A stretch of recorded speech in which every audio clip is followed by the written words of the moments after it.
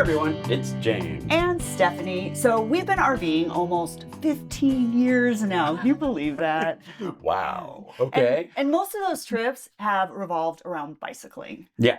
In fact, even if we don't have a trip specifically to go cycling, there's always bikes in the RV with us. So there's always a danger of a ride. Yes, for sure. Now, if you've ever tried to plan an RV cycling trip, you know it can be kind of a logistical challenge. Yeah. Where should you ride? Where do you leave the RV when you're out biking? And then how do you navigate in unknown territory?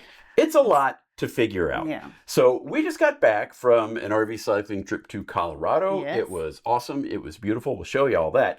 But we thought this would be a great time to show you exactly how we pull that off. So in this video, we're going to show you how we choose the rides we do, how we figure out where we're going to leave the RV while we're riding, how we navigate on those rides. Ours is not the only way to do this, but it's something that works for us. And shout out to our friends at Winnebago. They sponsored this video. They actually suggested this topic because they want you to be able to ride your bikes all over. Yep. So before we get into the how we plan part, we're going to spend a little time talking about, how we transport our gear, some safety, things like that. And then we'll spend the majority of the video on how we actually plan the bike route. All right, let's get to it. Okay, so when we're packing for an RV bike trip, there's some things that we just always bring along. But you should spend a bit of time thinking about this too, because since you're going on an RV bike trip, it's sort of implied that you're going to be cycling someplace you're unfamiliar with. Yeah, and so there's a lot of things you want to think about, like your own personal safety. Now, a lot of this is stuff you would do anyway for any bike ride. So bringing a helmet, considering hydration, wearing bright colors, bike lights, that sort of thing. Yeah, but if you're an experienced cyclist, if you're watching a video on how to plan an RV bike ride, we're going to kind of assume you've got all that dialed in. Well, there are other things you do want to consider when you're traveling, and that's going to be the altitude that you're biking in. If it's very different from where you live, you want to make sure you're acclimating for that. And then temperatures, you want to make sure you bring gear for cold weather, hot weather, whatever it is. Yeah, if you're cycling in Phoenix in August, you also want to plan the time of your ride to be done by 7 a.m. or it's not a good idea. Yeah. Okay, so bike locks. You're also going to want to bring some bike locks. Now, years ago, I wrote a post over on thefitrv.com about bike locking for RVers. And that post is still just as relevant today because bike thieves are still lazy. So the big point in there is that you're going to want to match the lock to the level of threat that you think there is. Now, we travel normally with two different locks. The first of them is called a hip lock. I love our hip lock. So basically you just wear it like a belt when you're on your bike. It's around your waist. And then when you stop for lunch or to see a museum, whatever, you can use it to lock your bike. And we don't travel with panniers on our bikes. So we don't really have a place to store a bike lock conveniently. And I just love how easy the hip locks are. No affiliation or anything, just really like them. Yeah. So that's one, but we also travel with a lighter security kind of lock. That one's called the Lockless Monster. Yeah. It's not something that you would use to lock your bike up downtown or anything, but if you're hanging out at the camp or you're going to run to the shower house or something really quick, it's enough to keep the kids at the next campsite from riding away on your bike.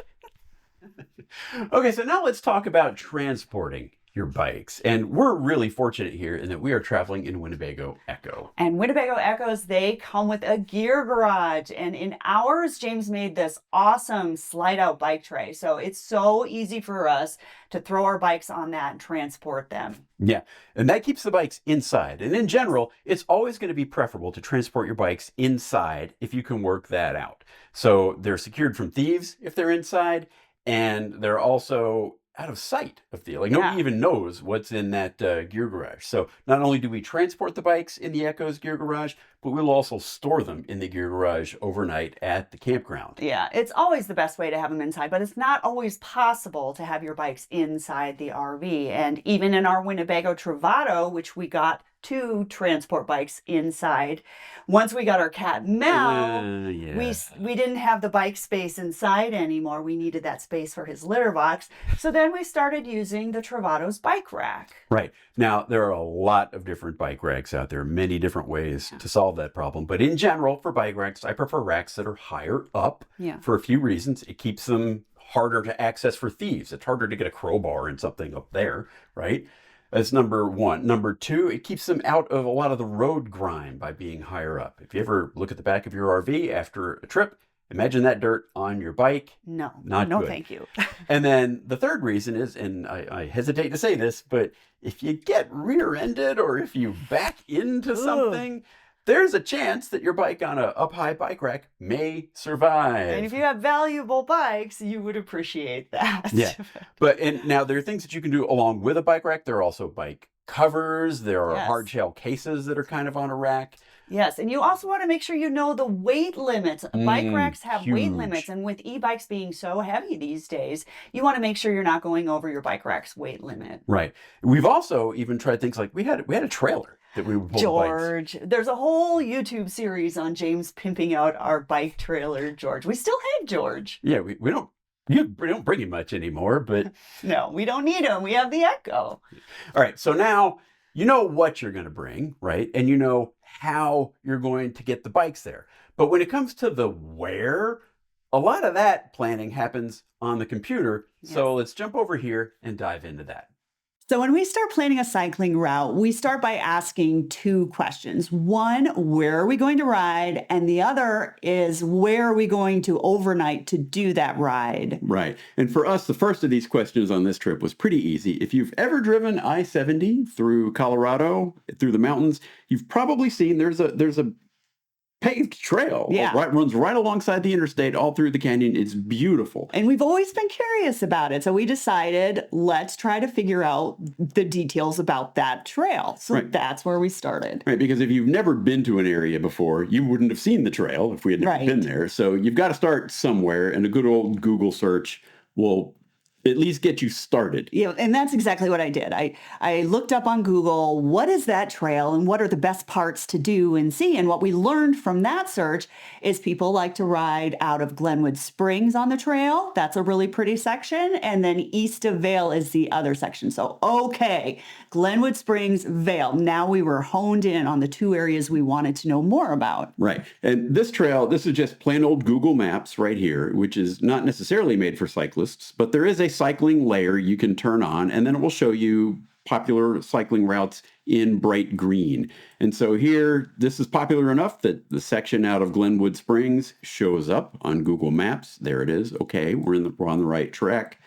And then there's another section out of Vail. There's Vail. And then here's something east of Vail that runs all the way up to Silverthorne, it looks like. Okay, that'll get you started, right? Yes. But that's not all of it, because this tool isn't really made for cyclists. Right. But there are other ones that are. And so from there, we jump into something like maybe a Strava heat map. Oh, and I really like using heat maps. So here's the Strava one. And you don't even have to have a Strava account to see this. What it's showing is the most popular roads that cyclists are using. And on this layer, if it's the lighter, means the more popular roads.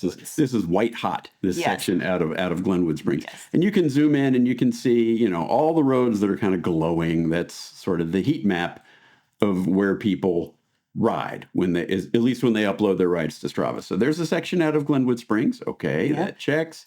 And this is such a great tool for anywhere that you're not familiar with, because once you know the roads that are white hot, you know they're good for cycling because so many people are riding them. So that makes this such a valuable tool. Garmin also has a heat map app as well. We'll show you that in a bit. So yeah, this is good for safety, basically. If you're not the first person to ever try to ride a bike somewhere, you have more confidence that you're going to be successful. So, all right, so let's look at this Glenwood Springs section. So here's Glenwood Springs, because now let's just concentrate here. We've got to figure out someplace to stay, Yes. right? So for that, there are a lot of tools that you can use. You can use things like Campendium. And here I've got Glenwood Springs pulled up on Campendium. Okay. And so here I found two different places. There's this one here, which looks like it's right on the bike path, right? This is Glenwood Canyon Resort RV Park. Okay. 4 stars. 4 That's stars. acceptable. Not too bad. 24 reviews. That's great. And then there's this other one down here, the Hideout at Glenwood Springs. 5 stars with a And review. it's walking distance to a sushi restaurant. So guess which one we stayed at? So this is not really any different from how you would pick any campground. You know what you want to be near. Yes. And so we decided to book at the Hideout at Glenwood Springs, where we could walk across to the sushi restaurant. Yes. Okay, so that takes care of where we're going to leave, or where we're going to camp. But then there's also the matter of where are we going to leave the RV while we're going on the ride? Yes, that's another challenge because if you're only staying overnight one night, like if we would have only stayed at the Hideout one night, what if we're out biking when it's checkout time? We can't leave the RV in our spot, right? So then we have to figure out where we're going to leave the RV for the day. Yeah. And it makes a lot of sense. If you can afford the time to do it, if you can stay more than one day, that makes the ride so much easier. Yes. But there are other options. Like if you're staying someplace and you have to check out, maybe you ask the campground and they have a day use area. If it's at state or national park or something, you can just pack up camp, roll to the day use area, and you're still kind of doing the same thing. And that feels a lot more safe to us than maybe a Walmart parking lot or something. But because there have been 2 occasions where we planned a place to leave our RV. It was parking lots.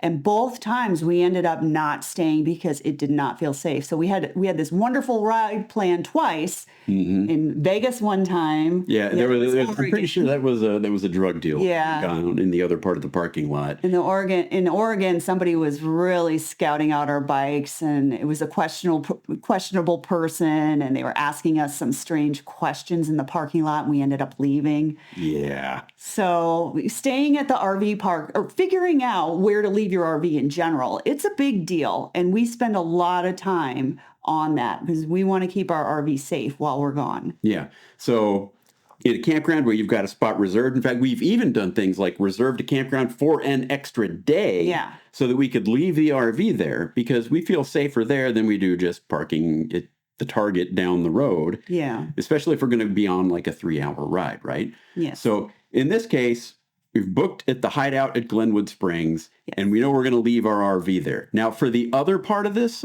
let's show Google Maps here. Okay. For the other section of the ride that leaves out of Vail, I dove in a little bit, and I found this Gore Creek campground. And it's reasonably reviewed. It's right on the trail, and we could reserve it for more than one day. But there is also like a day use area here. And there are other areas to park along here. But like Steph said, you gotta use your best judgment if your spidey sense goes off and tells you that maybe I shouldn't leave the bike here. Yeah. No bike ride is worth having your RV broken into. So, there we go. So once you've figured out where you're leaving the RV, you've got your camping, you've got the route generally planned, then you're finally ready to get serious building the specific ride you're going to do. Right. So now here we are on Ride with GPS. And what I want to do here is I want to find routes because we're not staying right on the trail, right? We picked that campground that was off the trail a bit. Right. So maybe someone else was staying at that same campground and they have planned a route and uploaded it here. Okay. So, or if not, I'll at least know what other roads in town are good to ride a bike on. So you can go to Explore, and then you'll want to type in a location. Glenwood Springs, Colorado. Okay. And this takes you to Glenwood Springs. And there's the trail that we want to go riding on. Okay, great. And our campground is somewhere right in here, in this area. Yes. And someone has planned a route that goes through there. That's not the way we want to ride, but it lets us know that, hey, at least someone's ridden it before, right? Yes. And we can look at that same area in Strava heat maps, and we can see that we've got some white hot stuff on this road, and this trail is white hot. So, okay, we're in the ballpark. We know how to do this. So now you're going to need something to actually take with you on the bike, right? To tell you, okay, turn right here, turn left here, because we've got to navigate to this trail. Yes. You're in unknown territory. You're going to need navigation. Yeah. Now, I have a Garmin device on my handlebars, so I tend to go to Garmin Connect. to plan Yes. a course. But you don't need to have a bike computer. You could use your phone and you can use an app. There's a lot of apps that have navigation for bicycling, like we showed you Ride with GPS and Strava, and I think Komoot has navigation as well. So you have options to just use your phone. Yeah. But this one will wirelessly send the route right to my handlebars without me doing much of anything. So that's why I tend to go here. Yeah. So the way to do this, now here we are in Garmin Connect on courses, and we're just going to create a new course. And we're going to create a course for road cycling. And we just basically, we're going to tell it to follow popular routes. That's this option here. So it's going to try to keep us on these purple heat map paths. So we've got to just find our starting point, which we know now is right in here. There it is, the hideout at Glenwood Springs. All right, so we're going to start right here. And then we're going to go here, and basically you just click and you're following, in my case, I'm just following these purple paths. And we chose to ride by the water here because that seemed like it would be a prettier ride. So when we originally planned this, that's and obviously the purple heat map lets us know that's a popular route to travel up towards the trail. Yeah, and so here we are still riding through town, and now we get up here, and then the trail starts here. So, this bridge looks like it's not even an auto bridge. Yeah, it was pretty cool. And so then we go on the trail. And then when we get all the way out as far as we want to go, it's keeping track. We've already gone 5 miles. We've just got to the trail. So we can take the trail as far out as we want. Let's say we go to here. Yep. And then we can do return back to start, basically. We turn this into an out and back, and it will route the route right back along the same path. Total of a 25-mile ride right from our campground in Glenwood Springs. Yep. So then all I do is save it, and then I can elect, well, here, I'll just save it. Sure, why not? Again. And then I can send it to my device. And I'll just send it to my Garmin computer right on the handlebars. And there we go. And then we have that route to follow. It's a custom route. It just tells us right where to go, how to get back. It's great. Now, you can also save that file and then send it to one of your apps as well if you're using a phone. Yeah, there are ways, there are different file formats and such that you can export from one app to another. There's usually a way to make most of them work together if it doesn't do it super easy like that one just did. Yep. So once you've downloaded the ride to your device, you're pretty much ready to go. Yep. So there you have it. Really, planning an RV bike trip comes down to those 4 things. First, where are you going to ride? Second, where are you going to camp to do that ride? Third, where are you going to leave the RV while you're on the ride? And then fourth, planning out a specific route so that you can actually find it and navigate it. And over the years, we have screwed this up about every way you can think of. Because if you leave any of those steps out, things might not go so well for you. You might find the best RV park, but there's no way to ride out from it. Yeah. Or you might have a fantastic ride planned, but there's no way you can get the RV to the place where you need to start. We've done all of those. Yes. So anyway, hopefully some of these tips will help you as you're planning your own cycling trips in the future. If you have any questions or comments, there will be a post over on the Fit RV that goes with this video. We'll link it down below. So you can hop over there, ask us questions, leave comments. We'd love to hear how you guys plan it. Yeah, Maybe we'll let pick us something know. up. Yes. And that's going to do it for now. Bye.